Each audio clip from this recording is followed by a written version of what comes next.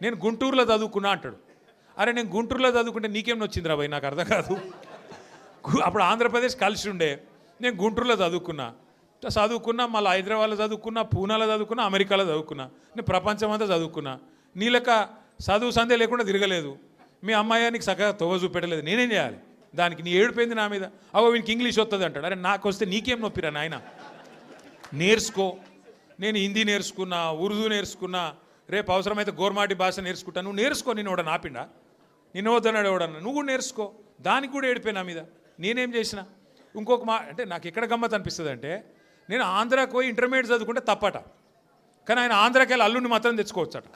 ఈ అమ్మ ఇది ఎక్కడ కథ రాబోయ్. అందుకే ఇక ఆయన పేరు ఏం పెట్టినట్టుగా నేను ఇట్లా లాభం లేదని చెప్పి మనోని పేరుగా అల్లుడు భీమవరం కదా, అందుకే ఈయన చిట్టినాయుడు పేరు కూడా భీమవరం బుల్లోడు అని పెడితే అయిపోతుంది. ఓకే లొలి భీమవరం బుల్లోడు మనకు నీతులు చెప్తున్నాడు. అరే ఆంధ్ర అంటే మరి ఆంధ్ర వాళ్ళ ఓట్లు కావాలి, ఆంధ్ర వాళ్ళ చుట్టూ తిరగాలి, కానీ మళ్ళీ ఆంధ్రాని మాత్రం నేను పోయి చదువుకుంటే నీకు నచ్చినది. నీకేం బాధ అవుతుంది నాకు అర్థం కాదు.